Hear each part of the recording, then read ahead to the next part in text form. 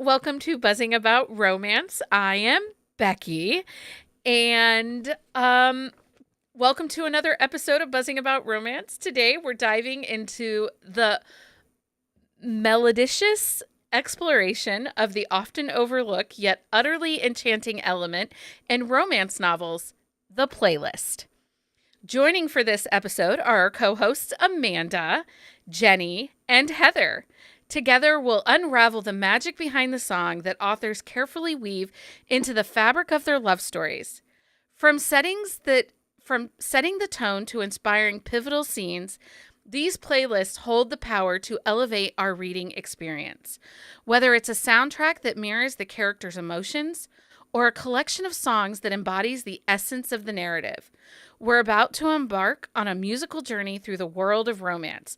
So grab your headphones, get cozy, and let's delve into the symphony of love found in every note. Hi, guys. Hi. Hi. Hey, How are you?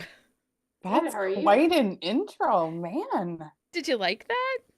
Yeah. Did that make you happy? Heck yeah. Okay. I do not have a romance term of the week. I don't know. Does anyone have a term they need to find? Mm-mm. No? No. I don't have one either. So we can skip that and dive headfirst into the heart of today's episode. Let's explore how this term I didn't discuss a term. See, I wrote this thinking one of you would have a term, and I didn't have a term. Anyway, we're going to talk about music, playlists and books, and whether we like them, whether we could give or take them, how music plays into our reading experience. We'll talk about what books have some of our favorite playlists and whether or not playlists are even your thing, because I'm the odd man out tonight. I don't do playlists at all. That's okay. So, throughout the evening, these wonderful co-hosts will be dropping authors and playlists for you to add to your own personal playlist. So first up, what are your overall thoughts on the role of playlist in romance novels? How has this element enhanced your appreciation of the genre? Do you like playlists in your books? Yes, I do. No. No. No? Heather's a no. I can't listen to them while I'm playing, like reading. Oh, no, I don't No? do that either. I don't either. But so then when do you listen to the songs? Because that's what I'm curious about. Because, and I have big thoughts about other aspects of the music into the stories. But, the author feels these songs are part of the narrative of their book. And when I read, I like the silence. I don't want to be talked to. I don't need noise in the background, because quiet is a finite element in my house. Nobody is ever quiet around here. And quiet is limited, it's only so many certain windows of quietness. So if you're reading along a book, especially ones where the authors will put the song at the top of the chapter, do you go looking at that song to see how it plays into that chapter? I mean, I don't know if I read any that do the song at the top of the chapter. Maybe, but I generally will look at it ahead of time and see if I recognize any of the songs. And then maybe while I'm reading, I'll look some of them up to see maybe what they go with. Yeah. But I don't listen while I read. If I come across it or whatever, I'll look it up, and then I have my own playlist that I add music that are in books, and then I just add it to that. Okay. What about you, Jenny? Usually if it's in the front, I'll give it a glance, kind of see which songs I know. And I think it gives an overall feel of what the book might entail. But I don't usually go looking up songs that I don't know unless they're explicitly labeled within the book. Okay, so that's another piece a little bit too. Um, do you think that the songs that are on these playlists influence your reading experience? For example, like you will go if they mention a song, let's say they're dancing in a club and they mention that they dance to that song, and do you go and look it up then at that moment? Does it influence then the vibe for you in that book at that moment? For me, it does. If like Yeah. it's a pivotal like thing in the book, like if it's just like briefly mentioned, usually like you'll hear like an artist name drop, and then like it kind of alludes to what the song is. But yeah, if they give a title and a track, like yeah, I'll usually go look it up. What about you, Amanda? If it's in the book, yeah, I'll usually go look it up. I don't remember the last time I had one that I didn't know. A lot of them have been stuff that I know. So, and I think especially if it's one that I know that it will maybe enhance or influence because I did so book club read this month. There's a song that gets dropped in that book, and I had just listened to that song, and it fits very well with that book. And So so what's I don't the know. song? You You want can me to tell? say, I don't know if yeah. you want me to spoil it. Okay. No, yeah, So spoil it. What's the it's song? And you can say the title of the book. okay. So it's what's the third? What is it? It's what's the third one? What Saves saves Us. us? What What saves saves us? us? I keep saying the wrong one. So We because do I read too. all three at once. Yeah. So, but when Shane is singing to Kat, he sings "Broken Halos" by Chris Stapleton, Uh-huh. and I was just like, that's perfect. Like it's a perfect song for that book. Like she doesn't have a playlist or whatever, but just kind of drops that song, and I was like, that's perfect. And it enhanced that scene for me. Okay, so it just adds a little bit extra to Yeah. that scene. So I Yeah. can remember reading a Katie Evans book. I think it's one of her man whore books. And there is a Vegas wedding. And again, these books are a little older. So we're talking like 2016, I think, is when this one is published. And the song that is mentioned in that book is A Thousand Years, which is the Twilight song. Mhm. And I remember thinking, isn't that the Twilight song? Why is the fucking Twilight song in a book from 2016 for grown-ups? Because Twilight's not Because for grown-ups. everybody used it at their wedding. Okay, Oh, but yeah. also It was a that big wedding song. song, I can't tell you how many times I come across a playlist that song is listed. I like that song. It's fine to like that song, but like, come on. I don't know. Again, I also read Twilight as an adult, so Okay. So did I. Same. It's not a book for grown-ups, guys. well, It's not even I'm well not a written. grown-up. Well, I was a grown up when it came out, kind of. So, Yeah, it was too. aging myself and We all. all were. My favorite Sawyer Bennett book. Okay, I have two. Read. He gives her Oh. this like he gives her an iPod, which is so funny because obviously we don't have iPods. And he made a playlist for her and he put Meant to Be like Florida Georgia. And I love that song to this day. Every time it comes on, I always think about Reed and his Dr. Barbie. That is so cute. Do you think that there are certain authors that are more likely to put music in their books than others? Like Mhm. it's more of a creative aspect for them, that the music for them goes hand in hand with their writing experience? Yeah. I have authors on my list that really love music or are musicians as well as writers, and write their own music to go with the books. And some of those authors I are my trusted authors, so I will venture out like if they like this music, I'm probably gonna like this music. Yeah. So I'm going to ask a question. It might take a beating. Here we go. Mhm. And this is kind of for Heather because she is an audiobook listener, but she doesn't really listen to Rockstar Romance, so maybe it's not. So Yes. there is a little bit. So Lauren Rowe did this with her audiobooks where people actually sing music she wrote for the book.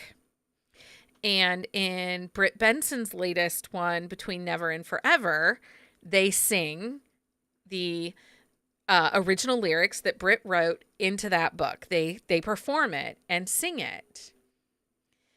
Is that different than a playlist? I think Allie Stiles does that too in her audiobooks. Right. Yes, she does. So, and she's a trained musician, so like it's not like she's just right. But flinging how do you spaghetti on the feel wall. about audio singing performances in your audiobooks?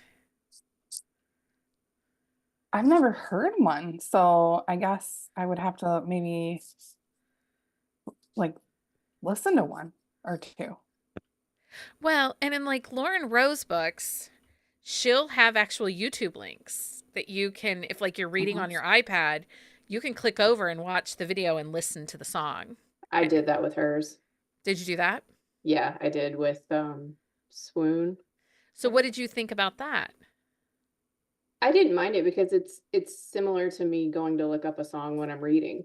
So because I wasn't actually, I wasn't listening to the audio, but yeah, I was interested. I think I finished the book and then went back and did it just to kind of check it out. I mean, it was interesting. I mean, I didn't mind I think it. that's how I did it as well, because I read on my Kindle, so I have to go over to my phone, open the Kindle, click the link. Yeah. Same. So I liked it when Lauren Rowe did it. I really liked it. But I did listen to the audio of Between Never and Forever, and I didn't love it over there. It didn't work for me, but I really liked that story, and I felt like the singing was a distraction. It didn't enhance the story. Yeah, I would have to listen to it like in the middle of a book. I've never listened to one where they did that. Like they just jump into the song. Yeah. Okay. Yeah. Yeah. It's kind of one of those like, huh. And it's interesting because authors you wouldn't necessarily think our music are such a big deal. They do rely heavily on music to influence the vibe of their books, to help set tone, which I find interesting. Like Katie Evans, she uses music a lot to set her tones. The latest Jenna Hartley, Reputation, every chapter is a Taylor Swift song. But we'll talk about that later that comes up actually, because I did a very unscientific poll survey over on our Instagram stories today. And it was very interesting. What's your favorite romance novel with a memorable playlist, and how did the songs enhance your reading experience? Do you have an all-time top favorite book with a playlist in it? I do. Go for it. Shout it out. It's The Broken One by Brittany Shaheen. So she shares, typically while she's writing, she'll share what her playlist is like going into the book. And that's probably my most anticipated read from her ever. It came out in, I think, January 2021, I believe, or 2022. I can't remember. But anyway, it was, so she teased it out. It was a big book for me. The book had like a lot of feels, and I don't know, there was something like every song on that list. Like I don't listen on Spotify. I listen on Apple Music. So because I get it for free. So that's where I listen to stuff. So I'll check out a Spotify list, or I'll check out a list at the front of a book, and then I will recreate it in Apple to listen to it. Yeah. So I had that playlist like on my created. I listened to it before the book came out. I listened to it after it came out. I still have those songs, the majority of them, on a playlist that I listen to a lot. Okay. So it was, I don't know. I think it was just a very anticipated book for me, and it hit me in a lot of different feelings. And a lot of the songs were new to me, which doesn't typically happen a lot. Like I usually know a few of them and connect, but it was some familiar artists, and I don't know. I love that playlist. You love that playlist and that song. Do. But yeah, I think it was Wrecked by Imagine Dragons. It was the first time I ever heard that song, and I still listen to it all the time, and it perfectly encapsulates like the damage that these two go through trying to be together.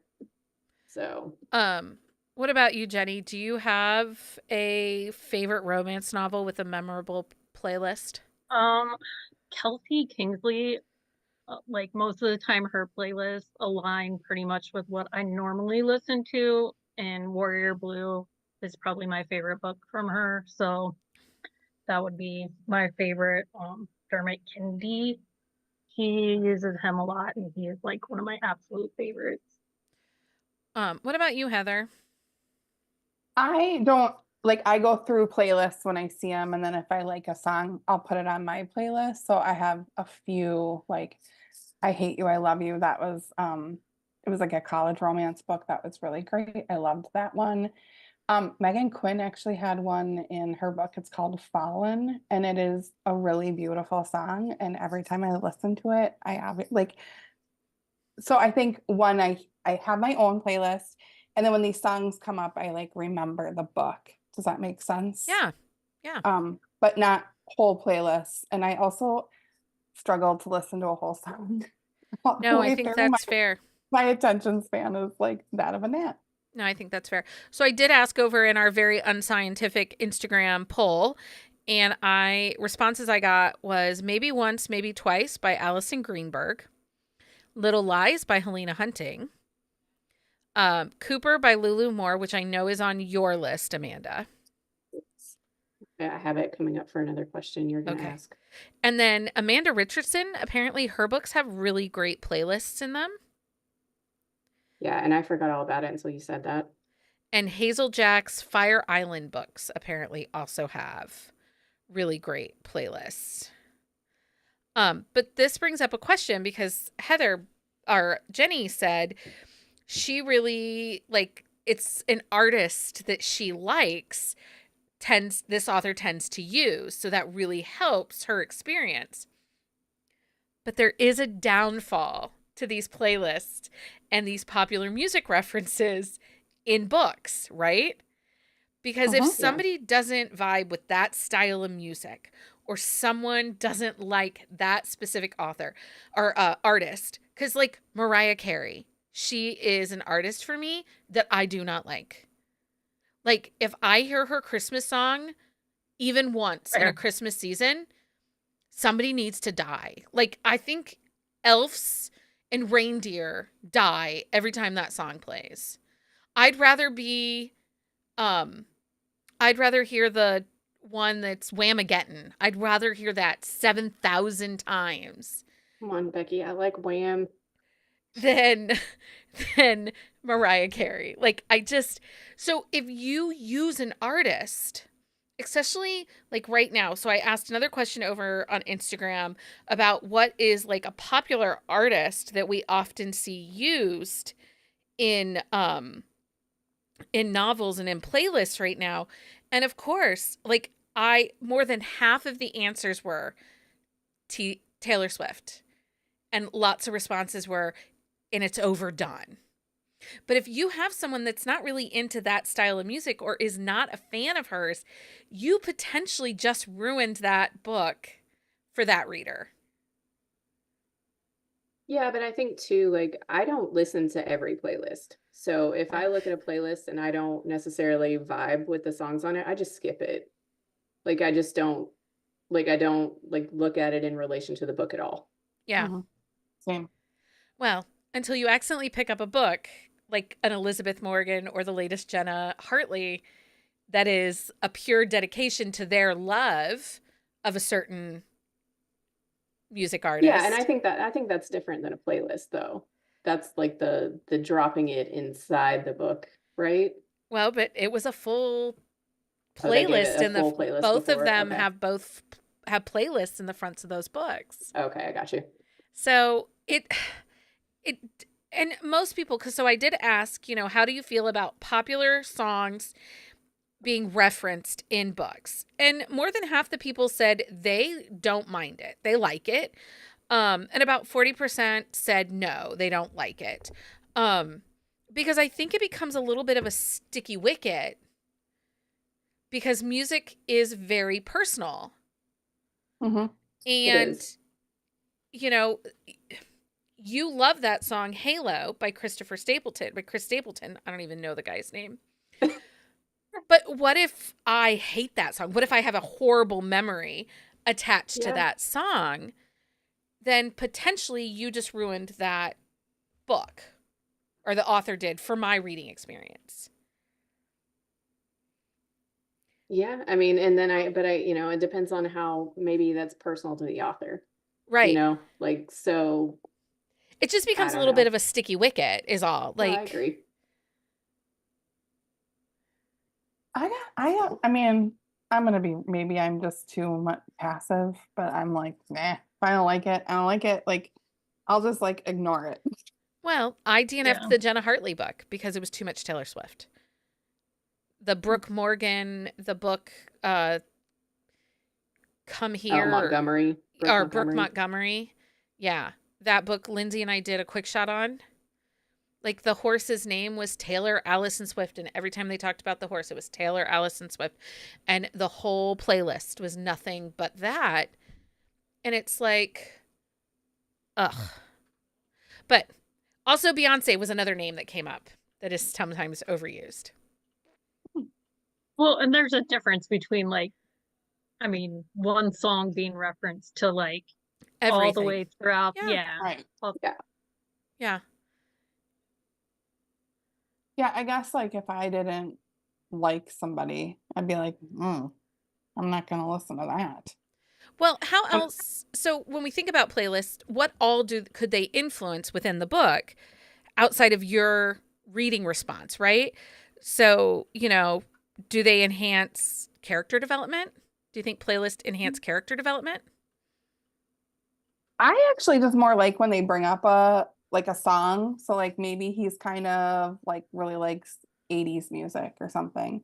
And they're in the car and then like she brings up like, oh, what's this song? And then I look that up and I'm like, I've never heard that. Like it kind of makes me get to know their personality a little bit more. Yeah. Do you think a music choice enhances the writing of a book? I think it can for some authors because I follow some authors that, like Nikki Castle, like you can see when she writes a book, like she sits down and she'll take a video of like her writing like setup. So she likes, like, she sets up candles and she sets up her space and she like sets up music. And I've seen like several authors do that. And I think, I don't know, obviously I'm not in their brain or anything, but I feel like if they're very driven by music, like I like to listen to music. Like I can't work out if I'm not listening to music. Like I listen to music in the shower, like I listen to music when I'm driving if I'm not, listening to like an audiobook or something. So I don't know. I think it, maybe if it just helps drive your focus. Yeah. Um, do you think it can set the tone of the book? Like a specific playlist can set the tone, help the ebb and flow of the tone of the book? I think it can, like, but that's what I said though. Like, if I don't necessarily vibe with a playlist, then I just don't listen to it. So I think it maybe just depends on my mood. Like, if I look at something and I'm like, oh yeah, this really works for me, and it kind of sets me into how it's going to be. Yeah. I think But they can set the mood of the book, sort of like these people are very moody or like there's like angst. I mean, like I think if you think about a soundtrack, if you're watching a movie, a soundtrack can kind of make you feel things. And so it kind of makes you feel like, is it angsty? Is it less angsty? Is it more fun? You know what I mean? Like, Yeah. No. I think it can build the anticipation for a book. Like Amanda was saying, she had the Mhm. playlist before the book. So you listen to it before and you kind of get the feel and emotions Yeah. of the book before you Kind of read it. like maybe helps prep you, get you into the same headspace a little bit Yeah. for the Yeah. book. Do you think? Ashley James put Yeah. one out for her, like coming up, her Dirt Road Secrets. And it's kind of like very cowboy and country. Yeah. And Which is interesting because, just because you read cowboy romances, you might not be a cowboy or a country music listener. Mhm. Um, Right. Yeah. And so that could one, help create the setting, but also again with the disconnect, it could, like, Mhm. and not every cowboy listens to country music. Some of them might True. be like secret 80s hairband rockers. We don't know. Do you think that there are certain artists or type of music that lends itself more to the romance books than others? Like, obviously, you are not going to listen to Smashing Pumpkins and think romance, right? Nine Inch Nails is not screaming No, romance. well, I'll disagree with the Nine Inch Nails. Okay. Because Who uses Nine Inch Nails in there? they don't use it, but there's in Savar Miller's like King's Trace in that series, there's a book, the second book, which is Sweet Solitude. And yeah, Nine Inch Nails, The Hand That Feeds is like it loops on my brain when I read that book. It's bonkers, but I it just don't think works. anybody's using like Rage Against the Machine to set the mood. Yeah, no. I mean, it was a mood. It was definitely a mood, but probably not one you would necessarily associate with romance. Like, I could see Dante by C.D. Kincaid maybe having some rage when he's like shooting people. Yeah, I mean, see, it can work in Oh. certain situations. But it's not necessarily the first type of music I think about when I think about the romance genre. No. But I was actually, so I now like in your posts that you can have music on Instagram. I really love that. So I will make notes when I'm reading a book about a song that's in there or whatever. And I'm a girl who likes some dark romance. I don't have triggers, but there aren't a lot of really great songs that make you feel like that kind of have that dark romance kind of feel, right? Yeah, They're hard to find. they are hard to find. Well, okay, so this is something that's interesting because I really liked how this was done. So I want to talk about this. In the case of book to screen adaptations, how important is it to maintain the essence of a book's playlist? And do you think it contributes to the overall success of the adaptation? But I'm actually going to flip it on its head a little bit. Think about Bridgerton on Netflix. They turned popular music into orchestra pieces It was for amazing. Bridgertons. It was amazing. What was the Adam Levine, the Maroon 5 song that they did in Bridgerton? And it was like they danced a quadrille to it. And you're like, wait, that's Maroon 5. That's not a like waltz. I think as long as they, like in a movie, like you said, movies, soundtracks, but when you're going from like a book to a movie, as long as they keep the essence of the book with the music choices they use for the soundtrack, I think it works. Because that Bridgerton soundtrack was phenomenal. Mhm. And it I worked. don't know. I so didn't well. watch that, so I don't know. But I'm sorry, I what? couldn't think of any other ones. Yeah, I know. Well, I and know. What? someone brought up that fantasy authors oftentimes will use movie soundtracks like Lord of the Rings and Gladiator Oh, that makes Yeah. sense. as they are Yeah. writing as inspiration. Because really, if a John Williams Star Wars overture comes on while you're writing alien romance, it kind of sets the mood, right? For sure. Yeah. If I'm writing a Kraken book, maybe I should be listening to Jaws. Do you know what I mean? Like, it fits. Yeah. Don't you think? Mhm. Have you ever noticed when an author will use a song to evoke a sense of nostalgia, either for the character or the readers? So I bring this question up because of this. There was an age gap romance that I was reading. It was a dad's best friend. And I can't think of what the book was, but he was listening to a song from like the 90s, which I knew. And she's like, "Oh, who is this band? I've never heard them before." And he's like, "Oh, okay." Yeah. Awkward. I read that too. What book was that? Was that in I your was like, dad? Your what? dad will do, or Maybe it was in Gorgeous Monster by Charity Farrell. There was another one recently too that I read, and I can't think of it. But But yeah, it was a similar situation. I like when they use music to help kind of define the the age gap or the maturity difference, you know? And as long as the music that either one is picking is kind of appropriate for their generation, then that makes sense. You know, if the hero is listening to Louis Armstrong and he's only supposed to be 35, make it make sense. Like, I actually have a character. no, who's your character? Go for it.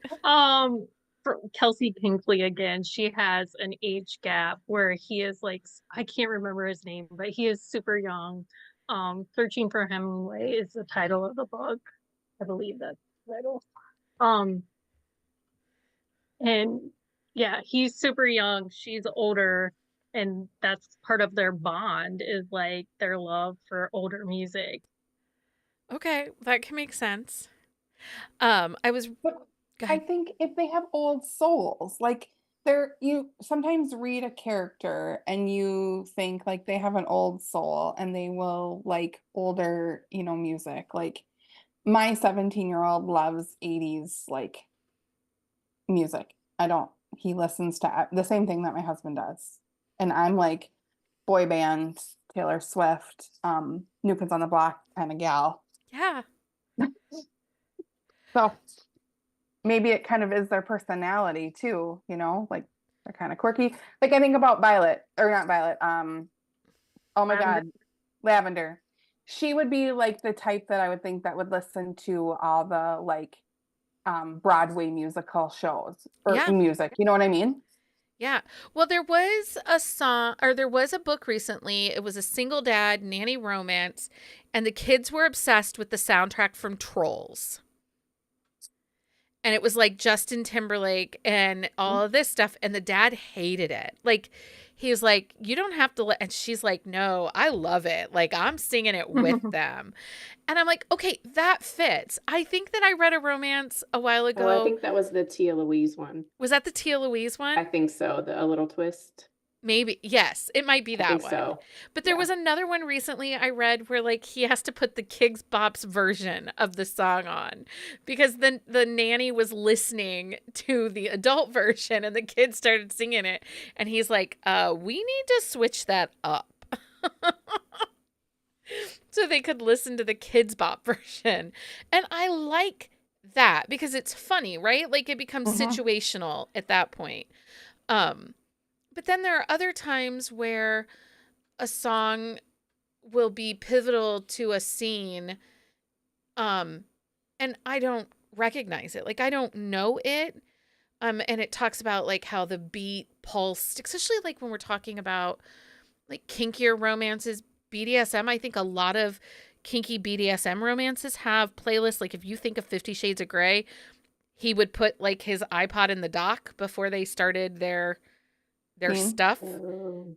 So like there is essence where the music is used to set the mood, but sometimes it's just like, deep beats and rhythms and not necessarily music, like popular music. And I don't know that that pulls me in if I'm reading it. Like in a movie, it makes sense. But if I'm reading it and they mention like this is a primal, primitive, instrumental drum music, and you go to listen to it and you're like, what? This didn't work for me. Is that kind of like the visual thing, like with the Apple, like 1 to 5? That's exactly what I was thinking. Yeah, like Maybe. do you Because hear it works 1 for to me. 5? Yeah, same for me. Like I'm fully immersed. So I wonder Same. if this comes down to like the difference between visual learners and audio learners. But I don't know though, because I'm very visual. Yeah. Like the apple is fully formed for me, but like I'm also Same. in music, I'm very audio. But like for learning, like I don't like retain like audiobooks or like if somebody's telling me something, like I have to write it down for me to remember it. But I'm very into music. Which is really interesting because I fully visual, but I don't hear the music is distracting for me. I cannot read and listen to music at the same time. I can't either. It I do it doesn't work separately. for me. Yeah, like if I'm listening to music while I'm reading, it's more to block out other noise. Like my brain just kind of like shuts it Yeah. off as background. My other problem is, so I love musicals and I love musical theater. So like when I listen to music, I listen to musical theater songs, right? Because I'm weird like that. So if I'm listening to a song while I'm doing dishes, I start singing, like belting out the ballad and then forget to do the dishes. Well, and there, like the music is telling the story, right? Right. Right. So music is distracting at times for me. Well, Yeah, I can see that. Candy Steiner was doing like how she writes, and she uses Brain FM, and I use Brain FM. I use it after you told me about it. And I use focus music. So I put my headphones in and I do focus music on YouTube or something. But then if I have boys and they're never quiet, ever, I listen to like a coffee shop scene where it's just jazz music or the ocean waves, and then I turn it up and then everything kind of drowns out. Yeah. And I listen to that while I read.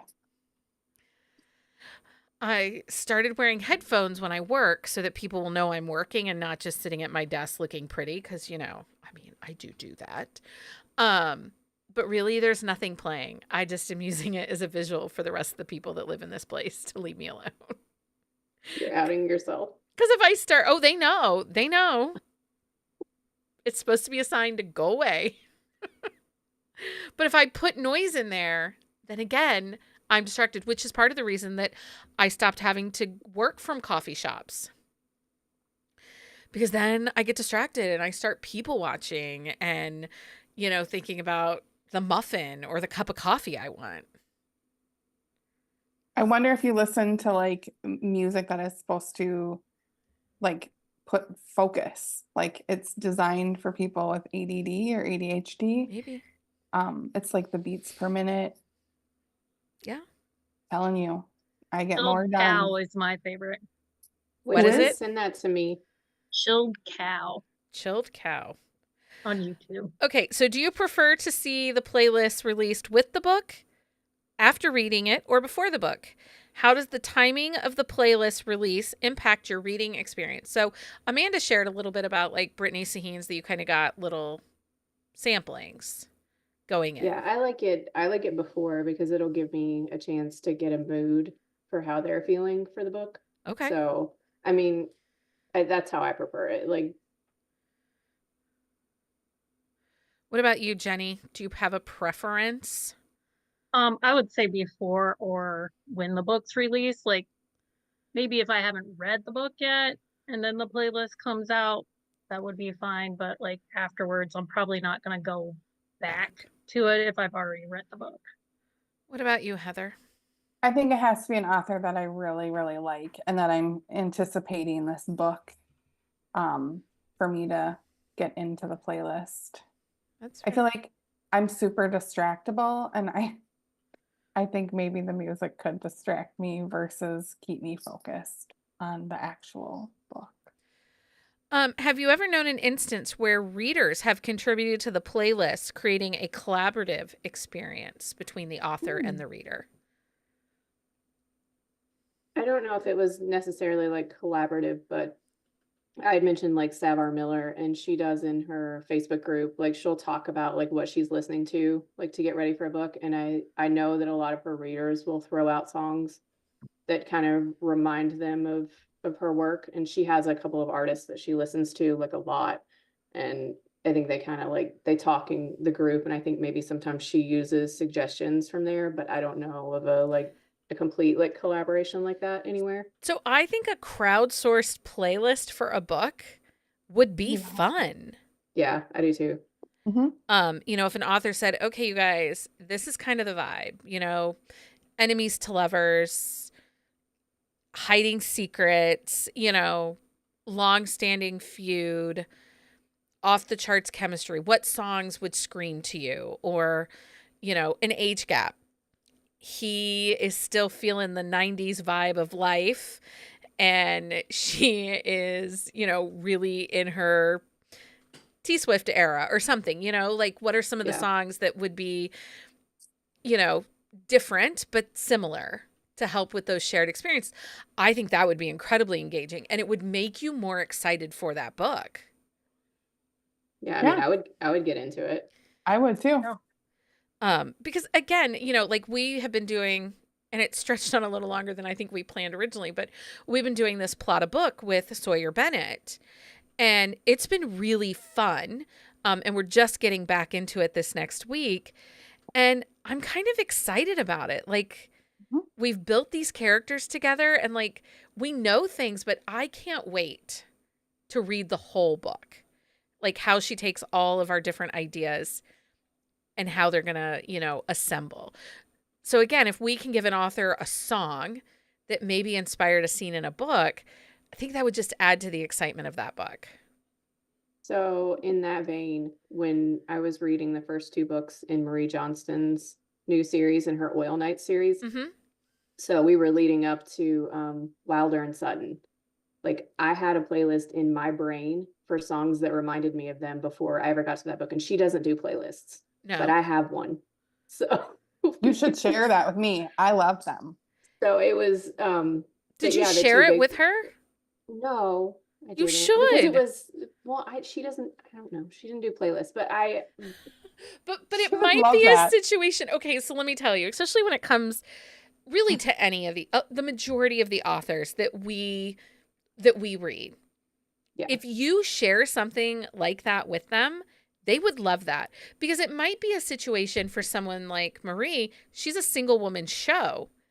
She Yeah. doesn't have time to focus on a playlist. She also has like children and a spouse and life. And so it gets hard, and you can't. So sometimes you have to give up certain things.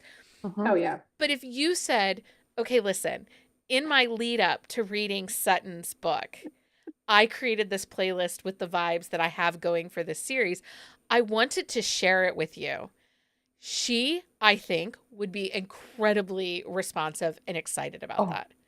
1000%. But then I don't feel like I'm bothering her. But yeah, okay. No, you are so You're not not. bothering her. She's probably listening to this right now, washing her hair and like yelling and freaking out. So, Marie, if you are listening, make sure you message us and let us know that Amanda should share this out with you. Yeah, so I did. Yeah, I had like serious like a hard time. Like I posted my like Instagram review of her book, and I was like, it was like Sophie's Choice picking which song I was going to put on there.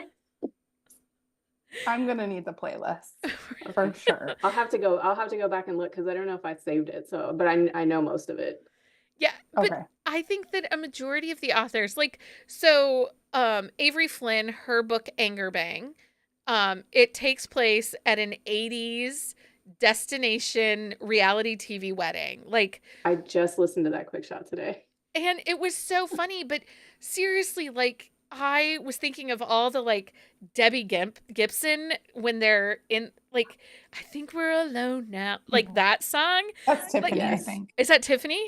Mhm. I don't know. Yes. Well, anyway, Boy band girl here. okay. Well, Tiffany then. But all I was thinking is like there's a moment where they're like hiding in a shed away from the different reality people. And I was like, that song, like 80 song, kept playing in my head. I sent it to Avery. I was like, Avery, seriously, this is like, I think we're alone now. And she's like, you're not wrong. She goes, That's I so should funny. add that. So, I mean, it. Because do you have moments like that when you're reading a book and you're Mhm. like, okay, this song speaks to this moment? Yeah. Yes. Yes. I often think of Janet Aston's books, the song She's a Killer, because so many of her heroines are like super like aggressive femme fatales. Mm. And so like that song really works for them. Nice. Okay. Go ahead, Heather. What were you gonna say? Did you have something? There's one book that isn't a romance that I talk about all the time that may be coming out with a movie. There's like a serious following, and some people put together like a movie or like a playlist on YouTube for The Idea of You. and it is simply amazing. Like amazing. So Oh, that's you cool. should check it out. Okay, do you have a song or a romance novel that was featured in a playlist that was really unconventional and unexpected song choice that surprisingly worked well with the story? Unexpected? Yeah, No, I don't think I that's have a any hard unexpected question. ones. Like, I have don't you know. ever come across a song and thought, really? That's the song you're going to use for this book? And then you listen to it and you're like, yeah, that song. No, I have most of the ones I think are ones that just like worked. Just I worked. don't think I had any unexpected ones. Mhm. Well, for me, it would have been like the Kid Bop song or Oh, okay. Listening Kid Bop. or the, Trolls soundtrack. That worked. It worked. Okay, what are some of your favorite iconic moments in romance novels where the playlist played a crucial role in the narrative? Do you have an iconic playlist moment? I think it's probably like when they dance or like maybe Like a song at a they're in wedding? the car and they like figure out like they both are like listening to this song and they're like, oh yeah, I'm like really in love with this person. I always like it when, but not really, if I read an epilogue and it's a unique song to walk down the Mhm. aisle. Oh, Yeah, like Kelly Jameson's. Like Kelly Jameson's, yes. What was that song? Because that's in Game Changer, right? That has Yeah. the The fact that you and I don't even have that book memorized is just there's something it's wrong with shameful. us. There's something It's wrong with us. sad. Well, okay, and so that's a really funny playlist moment. Mhm. In the first book in that series, what's it called, Heather? They get married in Vegas, like wake up married, and they're on a road trip Oh from yeah, Vegas to that's LA. the Wynn brothers. Yeah, the Wynn brothers. In that book, they are driving through the desert fighting over what songs are going to play on the radio. Mhm. Like it's a whole thing. And he hates Yeah. every song she picks. And he just like slams it shut and like, we're just going to have to sit here in silence. And then she's like, well, let's play 20 questions. And she puts her bare feet up on the dashboard and he is freaking out. Like, I think that's hilarious. Oh my God, I got to go back and read that book because God damn, that whole series is good. Theo doesn't wear socks, which makes me love him even more. so I think we're asking like about how it plays into Yeah. how the playlist like plays into the book. So that's probably where I would bring up Cooper by Lila Moore. Mhm. So like the playlist is part of the story. So Cooper is the main character, he's a hockey player, and Freddie is the female main character. So she's like an interior designer and she lives in England. But her thing is playlists. Like she creates them all the time for herself. She's constantly listening to them or whatever, and they get to be friends. And so she starts like sending him playlists. So he does a bad thing and they have a moment, and his grand gesture is to create a playlist for her, like that Oh. encompasses their relationship. So like the first playlist she sends him is it's like British bands. So he picks like his favorite from that, and the first one that he sends her is Wonderwall by Oasis. I cannot hear that song like anymore and not like scream in my brain that Freddie is Cooper's Wonderwall. Oh. Like legit, like every time I hear that song now, it's like a huge part. And then a different part of it, he's like there's another song, it's like Maggie Rogers, like Leave the Light On. And so he goes on to tell her and he's like, I will always leave the light on for you. And I like sobbed. Like I just can't, like, I don't know. That's probably, other than Britney's, that's probably my favorite playlist, favorite? but it's like a huge part of the story. So we're talking before we started, how do you find these playlists for the books? Sometimes authors do print them in the front of the book. Sometimes they're chapter headings, but sometimes they're not anywhere in the books, because I went looking today thinking Ophelia Martinez's Industrial November book, which are rock stars, would have like, we know that music was big for those for her, but her playlists are not printed in her books. But where did you find it, Jenny? On her webpage, there's a tab for all of her playlist. Yeah. So Amanda, how do you find playlists if it's not just in the book? Most of the time it's in the book.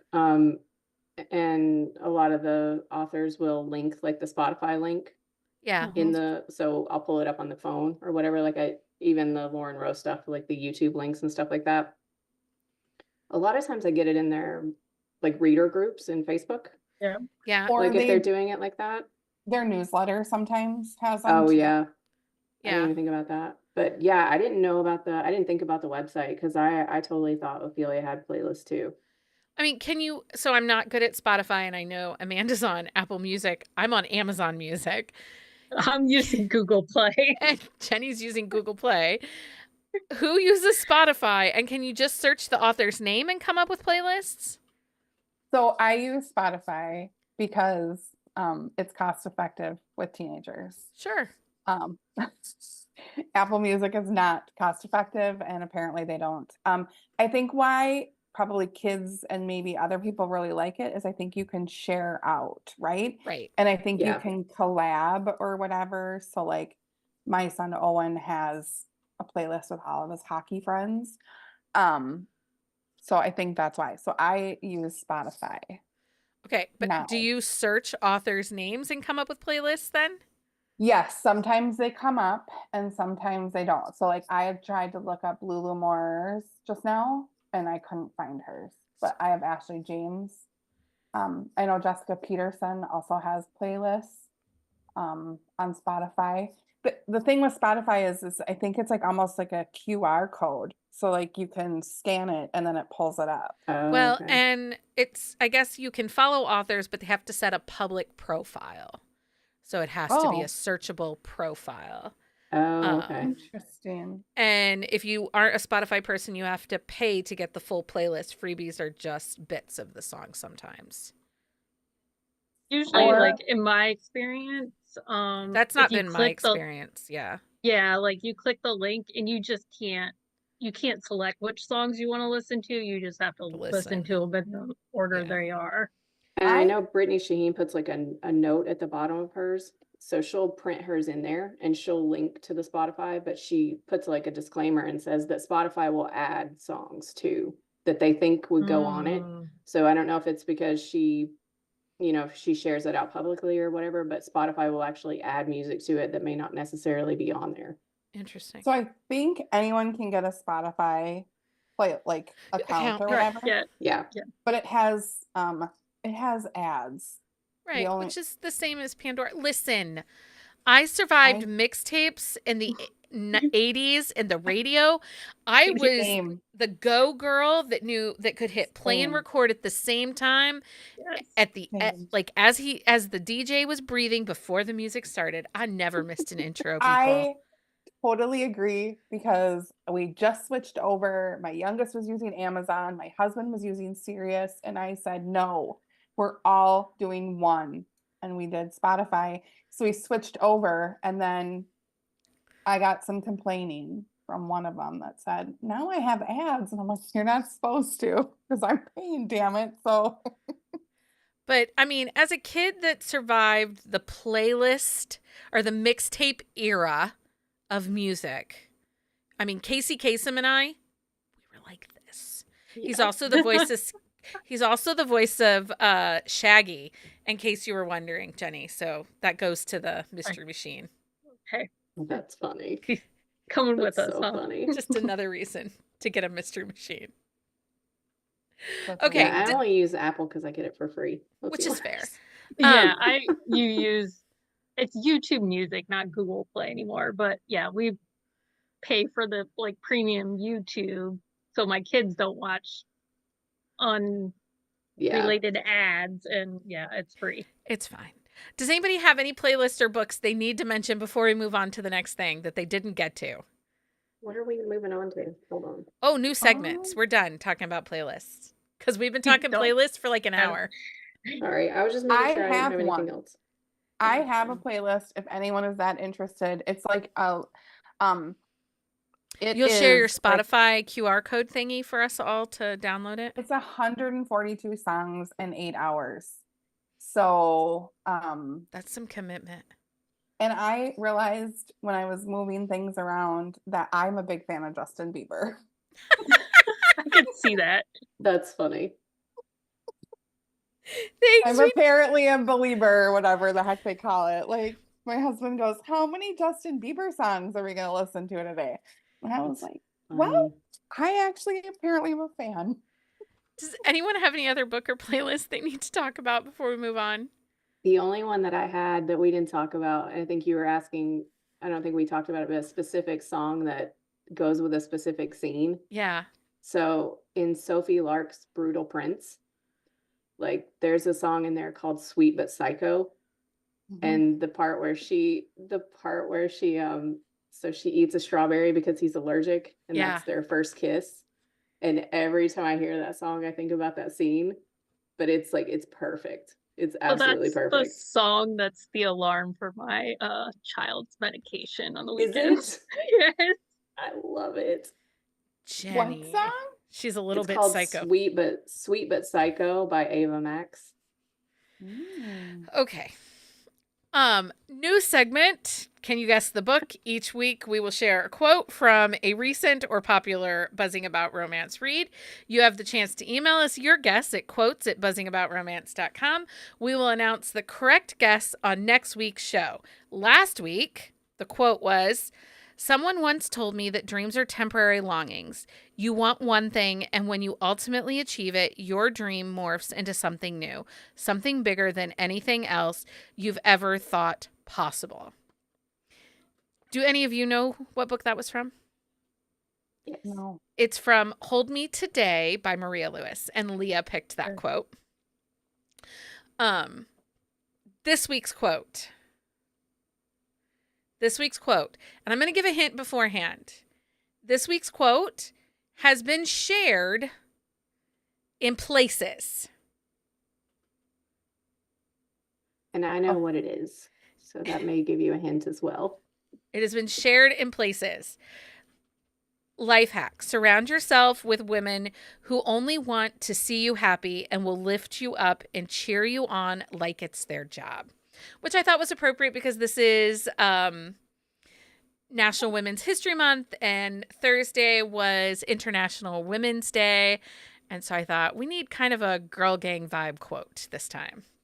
Yes. So this was Amanda inspired. And I actually feel like I need to read this book now because It's so good. yeah. Okay. It's that time, you guys. Guess what time it is? It's that time. It's time for Book of the Week. Book of the Week time. Jenny, what's your book of the week? Chemistry of the Heart by Emmy Leon.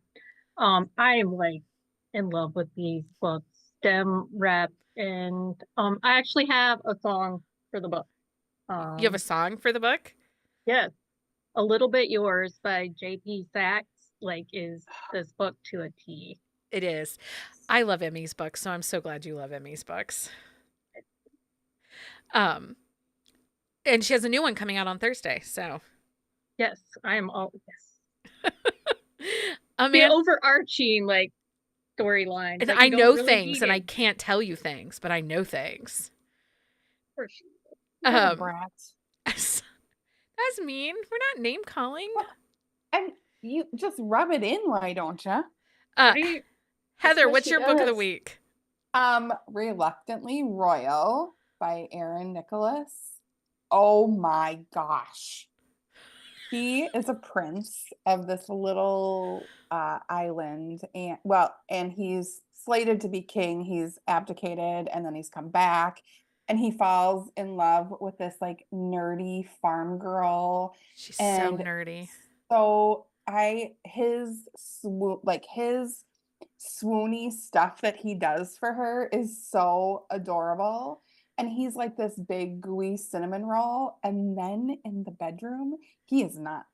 He is a dirty talker, and he is like the perfect guy. He's amazing. And I love this book. It made and me want to go out and buy green wellies, because I know. that's what she wears. And then he buys her there's cowboy boots involved. It's just so good. It's so great. I love it. Yeah. It's a good one. Amanda, what's your book of the week? Okay, so my book of the week is Dangerous Affair by Riley Edwards.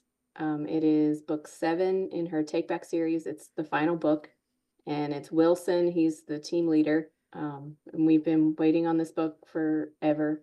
And this was another one, like she does like little work in progress music when she's writing. She'll like post it on Instagram. And I'm always feral for her books, but this one I was like particularly like ready for it, and it completely like delivers. It pops at like 4%. I It's mean, like a one that's night my kind stand. of book. Yeah. It is so spicy. They're so freaking hot. There is a scene up against a mirror. There's a scene up against a window. Like it is like it's hot, and he's a dirty talker, and he's I got love like Wilson. serious like emotional damage from a previous relationship, and she is actually the granddaughter of Mrs. Simpson, who's like she works at the romance bookstore, and Atlee is her name, and so it is it's so good. Just Like I mean, and I had five-star reads this week, and that was by far my favorite. okay. This was a good reading week for It was a Amanda. very good reading week. Um, my book of the week is Vicious Seduction by Jill Ramsauer. It's the last book in the Byrne Brothers series. And Oren is holy crap, you guys. First of all, he's manipulative AF. Like he is out to get what he wants. But he is hot and spicy. Yeah. That book is so spicy. She teased the next book in the series, or the first book in a new series. The Moretti. In her newsletter. Yeah. If you are not reading Jill Ramsauer, I don't know what you're doing with your life. Get on it, I people. agree. Okay. It's time for our Patreon update. Welcome new Patreon members. Shoot, I forgot to write her name down. I think her name is Susan. It's been a week. I had to pull up the app. Give me a second. Yes, Susan. Susan, welcome to Patreon. We are so excited to have you as a member of our community. And then we have Hive members celebrating anniversaries this month. Gretchen is celebrating 1 year in the Hive. She actually has been in the Hive longer. I don't know, but her anniversary date is March of 2023. So who knows? No. 2 years in the Hive is Tiara, which if you want if you want someone to read the bonkers and crazy books with you, go to Tiara. She's there for you for those. And then Liz. She's just steady. She's just there when we need her. Thank you so much for your continued support of the podcast. We could not do this without our amazing Patreon members. So get ready to be thrilled because the much anticipated swag packs for March are on their way. And this time we have a fantastic swag pack sponsor authors. Siobhan Davis and Marie Johnston are sponsoring authors. The swag packs are set to make waves around the 10th, and we couldn't be more excited. Actually, I think everybody should start having them, like now. This month's swag packs are overflowing with exclusive treasures sponsored by Siobhan and Marie, along with romance-themed stickers and other fun stuff from Buzzing About Romance. Each pack is a celebration of all things love and passion. And guess what? We spread this love globally, so international shipping is on the house. This fantastic perk is a monthly affair with swag packs dispatched around the 10th of every month. If you join our Patreon family after the 10th, don't worry, your inaugural swag pack will be on its way the following month. But wait, there's more. Being a part of our Patreon community unlocks a treasure trove of perks. Alongside those fabulous swag packs, you also gain access to exclusive episodes, The Enchanting World of Buzzing Book Club, which is coming up this Friday. Keen on staying in the loop with our happenings, check out our event calendar at bookcaseandcoffee.com/events. Also, if you're over on our website, subscribe to our newsletter. We have upped that, and it is coming out weekly, and we have lots of cool features happening in there. I'm keeping a secret. And Patreon will find out about it first, and then the newsletter will get it a couple days later. So if you want to be in on my secret, make sure you subscribe to the Patreon or subscribe to the newsletter. We have an exciting lineup of gatherings, including happy hours, IG Lives, and book clubs waiting for you to join the festivities. Get ready to be swept by the romance and enjoy the perks of being a cherished member of our Patreon community. Cheers to the love, romance, and all things delightful. Okay. Are you ready for this, Jenny? I'm going to give you the outro. I get the outro? No, you want to read the outro? No, I really don't. Okay, then I'll do it. Okay. I would, but And that concludes our tuneful journey through the pages of romance novels, exploring the enchanting world of Playlist. We hope you enjoyed unraveling the magic behind these carefully chosen songs, each adding a unique melody to the love stories we adore. A special thanks to co-host Amanda, Jenny, and Heather for joining us on this lyrical adventure. As we wrap up, we invite you, our cherished listeners, to share your favorite romance novel playlists or any unforgettable musical moments from your reading experience. Connect with us on social media at Buzzing About Romance, and let the love for love stories continue to echo through the chords of your favorite tunes. Until next time, keep those playlists buzzing and heart swooning. Happy reading and happy listening. Yay. Did you like that one? It did. Yeah. Okay. Everyone, thanks for joining us. Until next time, happy reading, everybody. Bye. Bye.